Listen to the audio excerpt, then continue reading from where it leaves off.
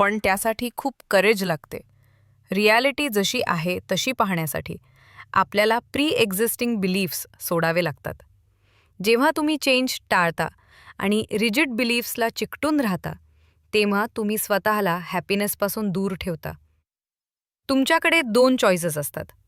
एक तर रिॲलिटी किती ट्विस्टेड आहे याबद्दल कंप्लेन करत राहणे, किंवा एक्सपेक्टेशन्स सोडून ट्रूथ ॲक्सेप्ट करणे.